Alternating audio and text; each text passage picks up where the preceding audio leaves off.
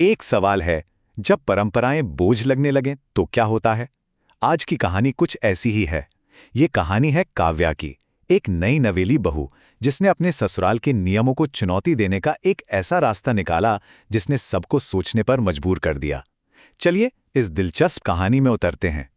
तो कहानी की शुरुआत होती है बड़े ही अच्छे माहौल से। काव्या अपने नए घर में आती है और उसका बहुत ही गर्मजोशी से स्वागत होता है। और जानते हैं उसकी सबसे बड़ी खासियत क्या थी? उसके हाथ का खाना। हर कोई उसके खाने का दीवाना था, खासकर उसके ससुर बलदेव जी। देखिए ससुर जी कितने खुश हैं। और ये तारीफ सिर्फ खाने की नहीं थी, ये तो एक संकेत था कि घर में सब कुछ कितना अच्छा चल रहा है। ऐसा लग रहा था मानो काव्या इस परिवार में पूरी तरह से घुल मिल गई है और सबका दिल जीत रही है। उसे शगुन भी मिला और उसकी सास रजनी ने तो रसोई की चाबियां ही उसे सौंप दी और कहा, आज से ये रसोई तेरी। सब कुछ परफेक्ट था। लेकिन इस प्यार और अपनेपन के बीच एक बात थी जो बार बार दोहराई जा रही थी, इस घर की परंपराएं और नियम। और यही बात आगे चलकर एक बड़ी मुसीबत बनने वाली थी। और अक्सर ऐसा ही होता है ना, जो चीजें शुरू में अच्छी परंपराएं लगती हैं वो धीरे धीरे पता भी नहीं चलता कब घुटन भरे और बोझिल नियम बन जाते हैं। काव्या के साथ भी कुछ ऐसा ही हुआ। चलिए जरा गौर से देखते हैं। एक तरफ थे घर के नियम, जो सुनने में तो बड़े अनुशासित लगते थे, जैसे चाहे कितनी भी देर हो जाए रसोई रोज रात को साफ करनी है, बजट का सख्ती से पालन करना है और सुबह जल्दी उठना है, चाहे रात में सोने में कितनी भी देर क्यों ना हुई हो। पर इसका असर काव्या पर बहुत भारी पड़ रहा था। उसे डांट पड़ती थी, ताने सुनने को मिलते थे। मतलब परंपरा के नाम पर उस पर बोझ बढ़ता ही जा रहा था। और फिर एक दिन जब मेहमानों के लिए पड़ोस से थोड़ा सा तेल उधार लेने पर उसे बहुत कुछ सुनाया गया, तो बस काव्या के सब्र का बांध टूट गया। ये वो पल था जब उसने फैसला किया कि अब बहुत हुआ, कुछ तो बदलना ही होगा। अब इस घुटन भरे माहौल से तंग आकर काव्या ने लड़ने झगड़ने का रास्ता नहीं चुना। उसने एक बहुत ही अनोखा और कह सकते हैं साहसी कदम उठाया। उसने उन्हीं के हथियार से उन्हें जवाब देने की सोची। उसका नया फलसफा था, मेरी रसोई मेरे नियम। उसने सोचा, अगर ये घर नियमों से ही चलता है तो ठीक है, अब मेरी रसोई भी नियमों से ही चलेगी। उसने बड़ी ही होशियारी से ससुराल वालों के तर्क को उन्हीं पर इस्तेमाल कर दिया। और ये थे काव्या के नए कड़े नियम। ध्यान से सुनिए। नियम नंबर 1, चाय दिन में सिर्फ 2 बार मिलेगी, सुबह और शाम। नियम नंबर 2, खाने का समय अब फिक्स है और सबको उसका सख्ती से पालन करना होगा। नियम नंबर 3, तय समय के अलावा रसोई में किसी की एंट्री बैन है।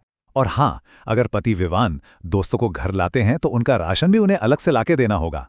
तो नियम तो बन गए, अब देखते हैं इनका असर क्या हुआ। काव्या के इन नए नियमों का असर परिवार पर तुरंत दिखना शुरू हुआ, और वो भी बड़े ही दिलचस्प तरीके से। घर का जो आराम और चैन था वो अब नियमों के जाल में बुरी तरह फंस चुका था। सबसे पहला असर पड़ा पति विवान पर। अब दोस्तों को घर तो ला नहीं सकते थे, तो उन्हें बाहर पार्टी करनी पड़ी। और बिल कितना आया? पूरे 4,000 रुपए। शायद पहली बार विवान को एहसास हुआ कि घर के आराम की और काव्या की मेहनत की एक असली कीमत होती है। लेकिन कहानी का सबसे मजेदार हिस्सा तो आधी रात को हुआ। विवान और उसके पिता बलदेव जी दोनों को जोर की भूख लगी। दोनों दबे पांव रसोई की तरफ गए और अंधेरे में एक दूसरे से ही टकरा गए। इतने में सास रजनी भी आ गई और तीनों मिलकर रसोई का दरवाजा खोलने की कोशिश करने लगे। अंधेरे में अपने ही बेटे से टकराकर बलदेव जी इतना डर गए कि जोर जोर से चिल्लाने लगे, चोर चोर। उन्हें लगा घर में कोई चोर घुस आया है। मतलब घर में एक अजीब सा हड़कंप मच गया। विवान बेचारा घबरा कर बोला, अरे चोर नहीं, पापा मैं हूं। सोचिए, भूख और नियमों ने घर के लोगों को ही एक दूसरे के लिए अजनबी बना दिया था। कैसी मजेदार लेकिन अजीब स्थिति पैदा हो गई थी। और तभी कमरे की लाइट जलती है और सामने कौन खड़ा था? काव्या। परिवार वाले एकदम चौंक गए जब उन्होंने देखा कि रसोई के दरवाजे पर तो ताला लगा हुआ है। काव्या ने बड़े आराम से उन्हें याद दिलाया कि रसोई अब सुबह ही खुलेगी, और वो सोने चली गई। उस रात पूरे परिवार को भूखा ही सोना पड़ा। इस घटना के बाद भी कुछ दिन और ये सिलसिला चलता रहा। परिवार बहुत परेशान था, लेकिन असली सबक तो उन्हें अभी मिलना बाकी था। और वो मिला एक रात जब कुछ ऐसा हुआ जिसने सबको हिला कर रख दिया।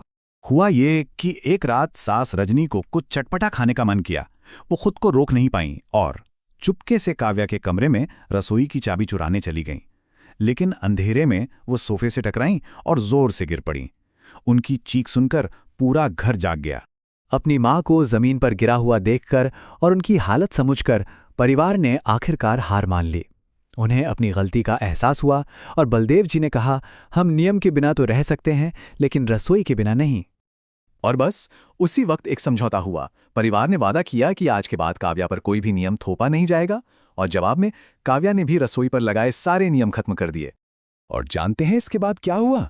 उसी रात काव्या ने खुशी खुशी सबके लिए देर रात तक जागकर चाट बनाई। घर में प्यार और शांति वापस आ गई थी, लेकिन इस बार बिना किसी नियम के बोझ के।